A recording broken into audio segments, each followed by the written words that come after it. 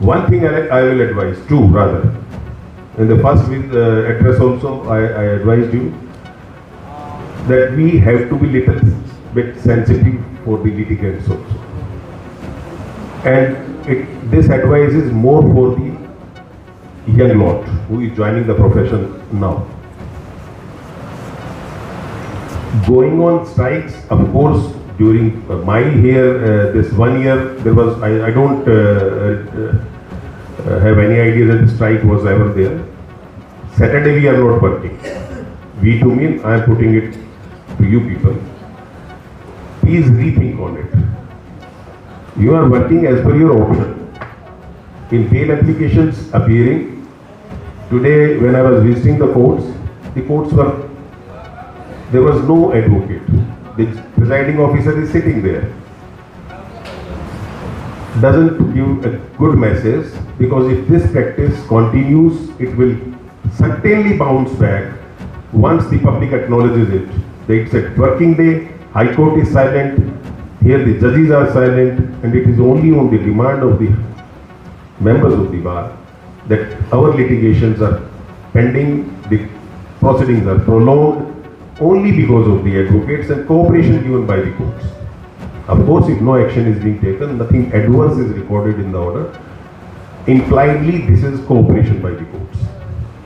So, collectively, this has now come out of my mouth. The ball is in your court. Rethink over it. मैं सबसे पहले Gangaram Dhaka, president bar association Sirsa, यहाँ पर पहुँचने पर स्वागत करता हूँ।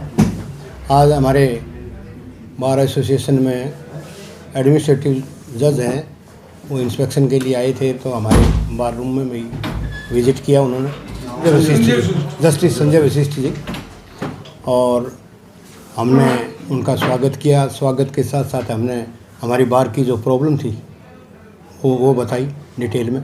उन्होंने बड़े ध्यान से सुनी। प्रॉब्लम एक तो चैम्बर की प्रॉब्लम थी। चैम्बर की हमारी जो फाइल थी वो अटकी हुई थी, और यहाँ अपने डिस्ट्रिक्ट जज के पास, डीसी साहब के पास पेंडिंग पड़ी थी। तो उन्होंने आश्वासन दिया कि मैं जल्दी से जल्दी वहाँ से निकलवाऊँगा। चीफ आर्किटेक्चर को उन्होंने डायरेक्शन भी दे दी, तो मुझे विश्वास है कि वो जल्दी से जल्दी क्लियर हो जाएगी। उसके बाद में हमने पार्किंग का एक इशू था, क्योंकि हमारे बार एसोसिएशन में पार्किंग की जगह की बड़ी प्रॉब्लम है। बार एसोसिएशन में प्रॉब्लम की भी उन्होंने बड़े ध्यान से सुनी, और मुझे विश्वास है कि जल्दी वो इसका समाधान निकाल के जो एडमिनिस्ट्रेशन है उसको डायरेक्शन देंगे। उसके बाद में एक काउंसलर एक्ट के तहत जो यहाँ से कोर्ट ट्रांसफ़र कर दी थी, क्योंकि हरियाणा के अंदर 4 ही कोर्ट काउंसलर एक्ट के तहत सरकार ने कॉन्स्टिट्यूट की है, और सरसा को हिसार के साथ जोड़ दिया है। तो हमने जज साहब को बताया कि वहाँ कंप्लेनेंट पब्लिक और इस एक्ट के साथ, इसके एक्ट के तहत वकीलों को, पुलिस को बहुत ज़्यादा दिक्कत होगी, और टाइम भी ज़ाया होगा ज़्यादा, और पैसा भी खर्च होगा। तो उन्होंने बड़ी ध्यान से सुनी। और काड़ावाड़ी की एक कोई प्रॉब्लम थी जुडिशल कॉम्प्लेक्स की, वो भी जज साहब ने आश्वासन दिया कि जल्दी से जल्दी सरकार को, हम इनके लेवल पर तो पहले भेज चुके हैं, चीफ सेक्रेटरी से बात कर चुके हैं कि जल्दी से जल्दी जुडिशल कॉम्प्लेक्स के लिए कोई लैंड है वो एक्वायर करके और वहाँ जुडिशल कॉम्प्लेक्स तैयार करवाया जाए। ये जज साहब ने आश्वासन दे दिया।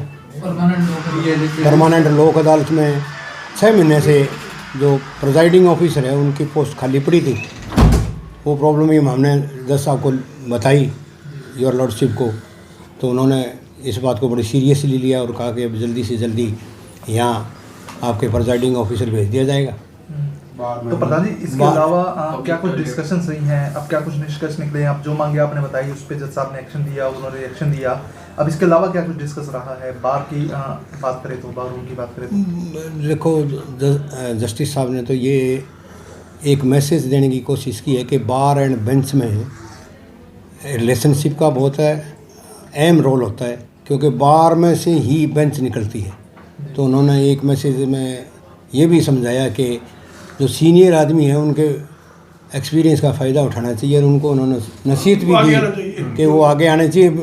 अपनी जिम्मेवारी से मतलब पिछले 5-10 सालों में ये इतिहास रहा है कि सीनियर आदमी हैं वो थोड़े से इससे दूर चले जा रहे थे कि बार की जो रिस्पॉन्सिबिलिटी है वो नए बच्चों के साथ हाथ में आ गई, जिससे थोड़े से वो मिसगाइड भी हो सकते हैं।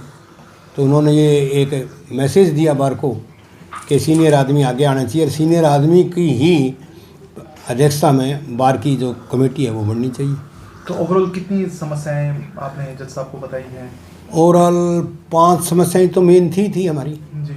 वो बताइए। 6वीं ये कालावाड़ी वाली जो जुडिशल कॉम्प्लेक्स की थी, वो जो साहब ने पूरा आश्वासन दिया कि हम सरकार से भी बात करेंगे। सरकार के से उन्होंने चीफ सेक्रेटरी से भी बात करी है कि जल्दी से जल्दी जुडिशल कॉम्प्लेक्स के लिए कोई लैंड एक्वायर करके वहाँ बिल्डिंग बनाई जाए और ताकि ये काम शुरू हो सके। बिल्डिंग होगी तभी तो सारे एडमिनिस्ट्रेटिव वर्क होंगे, ऑफिस खुलेंगे। शनिवार को वर्किंग डे में लाने की बात भी कह रहे थे वो। हाँ, शनिवार वर्किंग डे में वो कह रहे थे कि इसका कोई वाइबल तो है नहीं, तो हम भी इसके बारे में सोचेंगे। ऑल ओवर हरियाणा में भी ये बात चल रही है कि इसका देखो जस्टिस के काम का तो हैम्पर हो रहा ही आ रहा है। सारे पेंडिंग केसेस कितने हैं वो डिसाइड नहीं हो रहे। शनिवार को अकेले उन्होंने ये बताया भी था, देखा भी उन्होंने कि कोर्ट के अंदर जजेस साहब अकेले बैठे हैं, वकील पेश नहीं हो रहे।